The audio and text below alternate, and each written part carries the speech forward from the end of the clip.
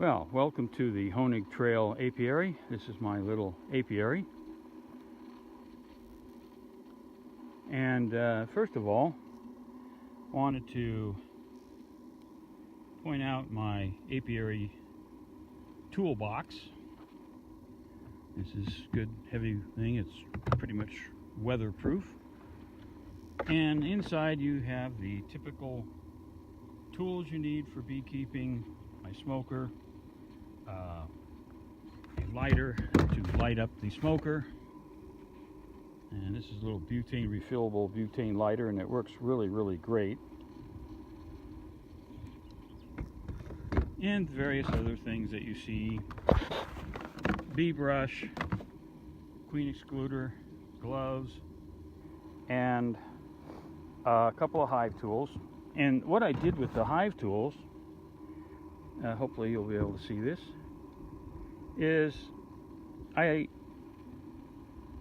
siliconed some magnets, very strong magnets, onto here. So this keeps my hive tools within easy reach. This prevents them from falling down to the bottom of the box and getting lost. They're just here, very accessible. The magnets hold them in place really well. So now let's go and take a little quick tour of the apiary here. So I have two hives here, and they're both 8-frame hives. And the reason I have 8-frame is because the honey supers I have are the Flow Hive honey supers, which are not on there right now. And but when the honey flow starts, probably in August, it's now about June 28th, I think, now, today. But these are the two hives that I currently have. And these are fairly new colonies. This one right here that you're looking at came as a package bees, about a 3-pound package. This other hive over here, this is from a 5-frame nuke, and they've only been installed for about a couple of weeks now, but they seem to be doing good. I just saw a load of pollen going in with there goes another one with a honeybee, and obviously they're out collecting pollen and probably some nectar. However, as you can see, I am feeding them also to get them a bolster. We're in the middle of a honey dearth right now. It's the hot part of June, and there's not a lot out there for them to forage on. Obviously, with the pollen and probably some nectar, the bees are finding something. But until our monsoon season starts up around the first week or two in July, and that'll run through maybe mid-September, the bees don't have a whole lot to forage on. And as you can see, I have put up a solar-powered electric fence around the apiary. Not so much to deter bears, because it's possible, but it would be a very rare thing to have a bear come in here. But mainly, and then the strands, as you might be able to make out here, they're not that far off the ground. They extend up maybe 22, 24 inches, but fairly low to the ground.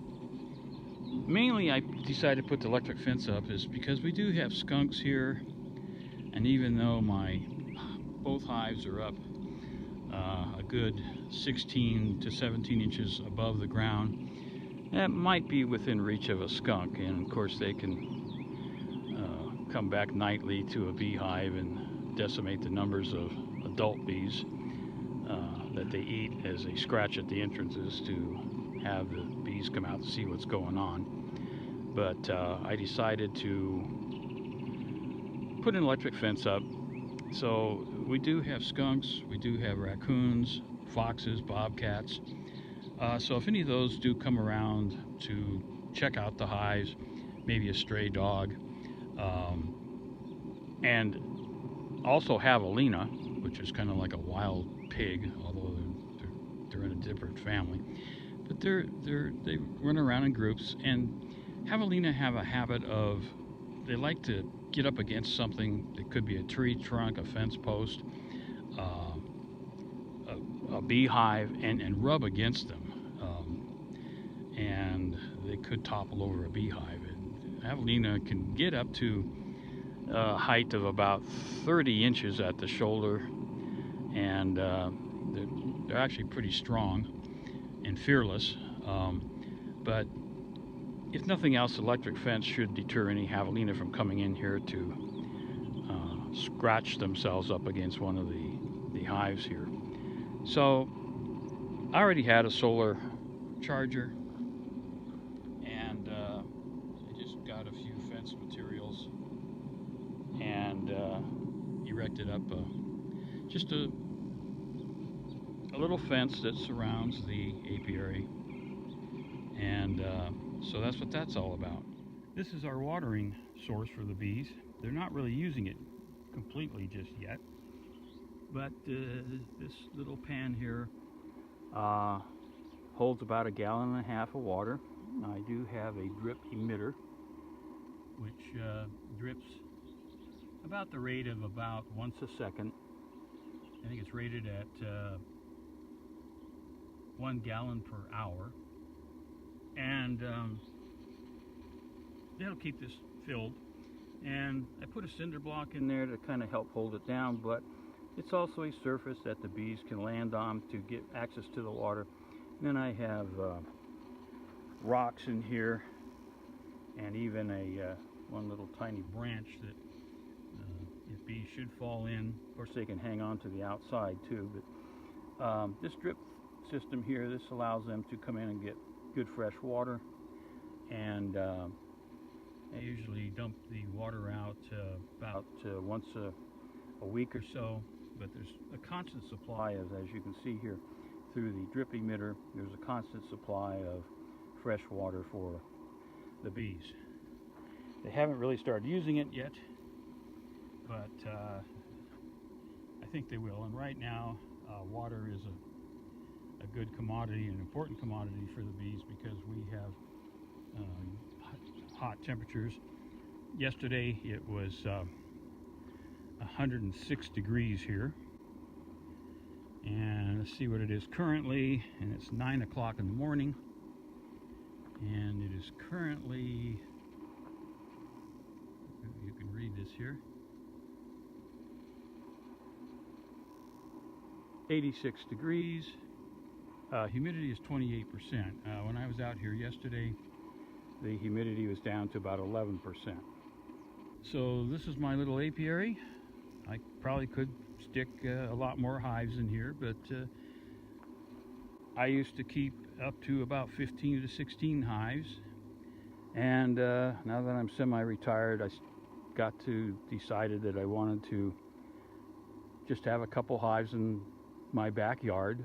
And I picked this spot because, and I'll try to show you that here, I am surrounded by some mesquite trees, small mesquite trees,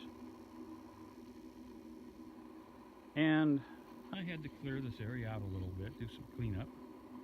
But as you can see, it's pretty much surrounded by these mesquites.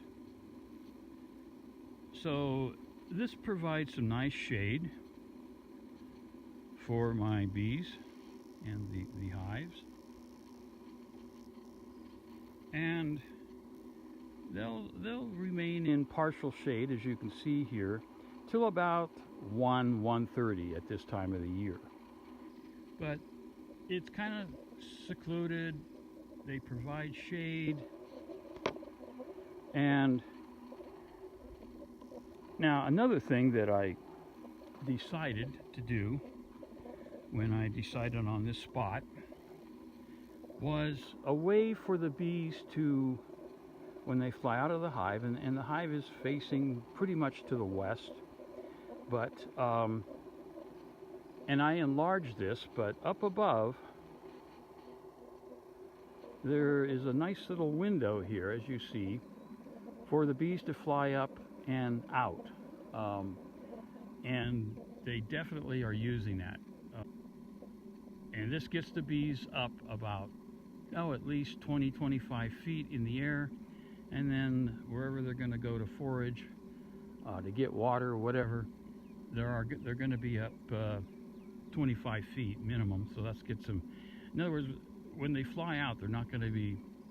There's no human pathways here, but they can be up in the air. So as they're flying out to forage, they're going to be up in the air already. And it didn't take the bees very long because, as you can see again, it's kind of surrounded by mesquites. And they can fly through the mesquites, of course, but I wanted them to be able to fly out and get up high. So that was my theory. And indeed, that's the case. It didn't take them very long to get up here and fly up through this window here into the mesquites. And when I sit out here and watch the bees, that's definitely what they're doing. So I think this little spot I picked for my apiary is ideal. It just works beautifully.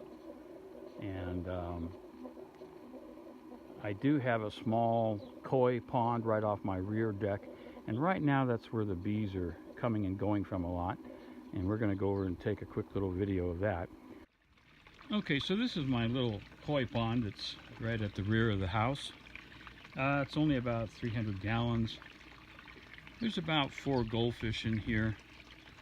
And the other kind of fish that you might be able to see are just some mosquito fish. But over here,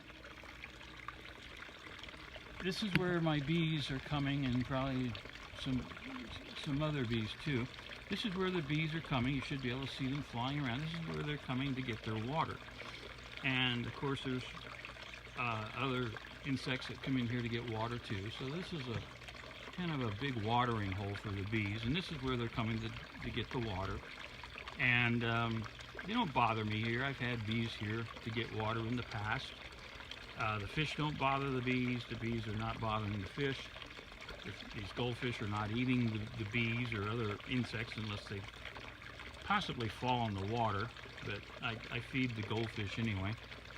But this provides a nice little source of water for my bees and maybe other bees.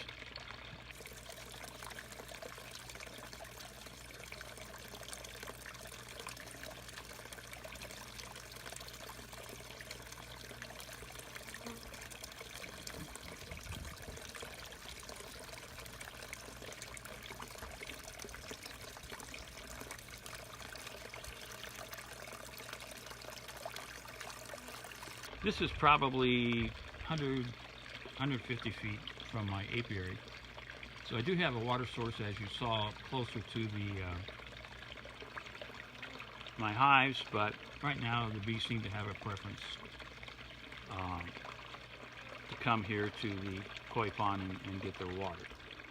So this is my little apiary, Honig Trail apiary, and for my 2 hives, it's going to serve all my purposes. And if I choose to expand to another, maybe 3 or 4 hives, I could easily do that. But I think I'm going to be happy just with my 2 hives right here. The honey I produce will probably be for my own use. Any extra I might take to the local farmers market and sell. So you'll see. And I'm going to plan on doing more videos, which will be posted here on YouTube on my Honig Trail Apiary channel. So thanks for watching.